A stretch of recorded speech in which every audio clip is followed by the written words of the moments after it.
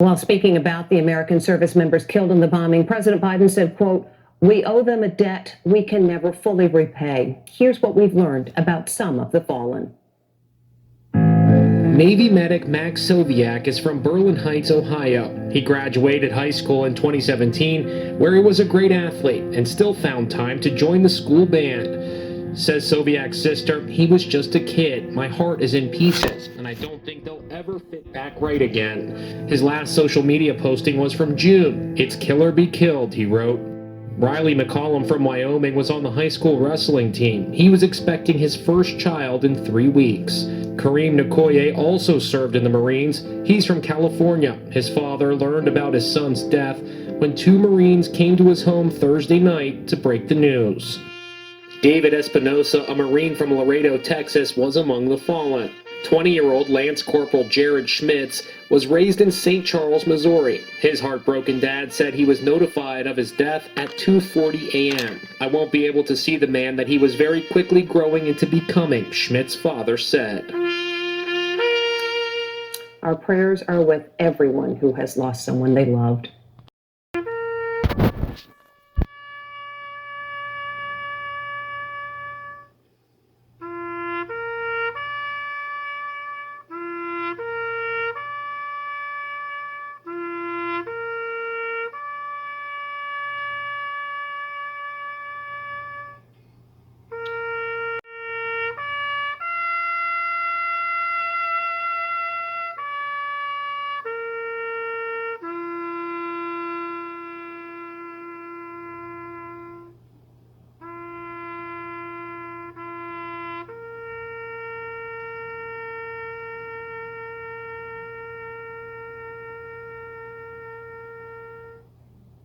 On my orders, the United States military has begun strikes against al-Qaeda terrorist training camps and military installations of the Taliban regime in Afghanistan. These carefully targeted actions are designed to disrupt the use of Afghanistan as a terrorist base of operations and to attack the military capability of the Taliban regime. We are joined in this operation by our staunch friend, Great Britain. Other close friends, including Canada, Australia, Germany, and France, have pledged forces as the operation unfolds. More than 40 countries in the Middle East, Africa, Europe, and across Asia have granted air transit or landing rights. Many more have shared intelligence. We are supported by the collective will of the world. More than 2 weeks ago, I gave Taliban leaders a series of clear and specific demands. Close terrorist training camps, hand over leaders of the al-Qaeda network, and return all foreign nationals, including American citizens unjustly detained in your country. None of these demands were met. And now, the Taliban will pay a price. By destroying camps and disrupting communications, we will make it more difficult for the terror network to train new recruits and coordinate their evil plans. Initially, the terrorists may burrow deeper into caves and other entrenched hiding places. Our military action is also designed to clear the way for sustained, comprehensive, and relentless operations to drive them out and bring them to justice. At the same time, the oppressed people of Afghanistan will know the generosity of America and our allies. As we strike military targets, we will also drop food, medicine, and supplies to the starving and suffering men and women and children of Afghanistan. The United States of America is a friend to the Afghan people, and we are the friends of almost 1 billion worldwide who practice the Islamic faith. The United States of America is an enemy of those who aid terrorists and of the barbaric criminals who profane a great religion by committing murder in its name.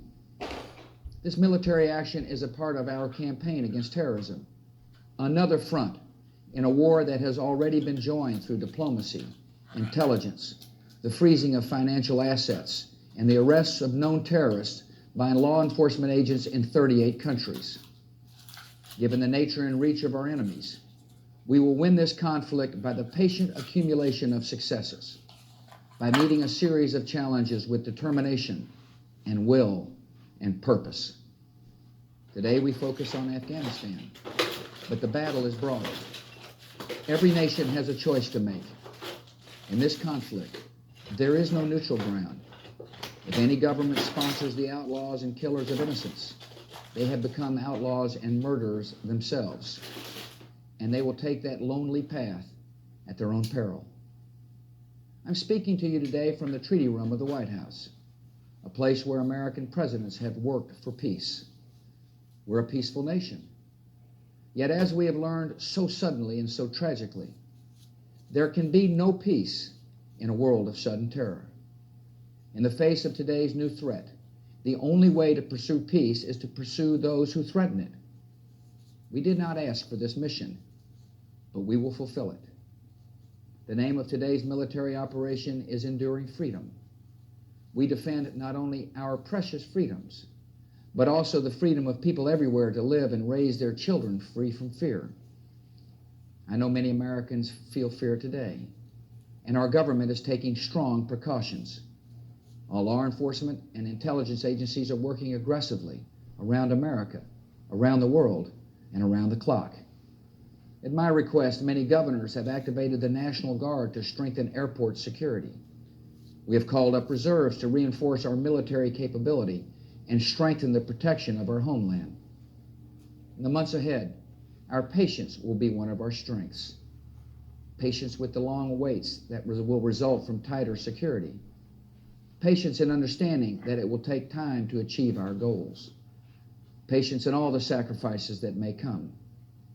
Today, those sacrifices are being made by members of our armed forces who now defend us so far from home, and by their proud and worried families. A commander-in-chief sends America's sons and daughters into a battle in a foreign land only after the greatest care and a lot of prayer. We ask a lot of those who wear our uniform. We ask them to leave their loved ones, to travel great distances, to risk injury, even to be prepared to make the ultimate sacrifice of their lives. They are dedicated. They are honorable. They represent the best of our country, and we are grateful. To all the men and women in our military, every sailor, every soldier, every airman, every Coast Guardsman, every Marine, I say this: your mission is defined, your objectives are clear, your goal is just. You have my full confidence, and you will have every tool you need to carry out your duty. I recently received a touching letter that says a lot about the state of America in these difficult times. A letter from a 4th grade girl with a father in the military. As much as I don't want my dad to fight, she wrote, I'm willing to give him to you. This is a precious gift, the greatest she could give. This young girl knows what America is all about. Since September 11, an entire generation of young Americans has gained new understanding of the value of freedom and its cost in duty and in sacrifice. The battle is now joined on many fronts. We will not waver. We will not tire. We will not falter. And we will not fail. Peace and freedom will prevail. Thank you. May God continue to bless America.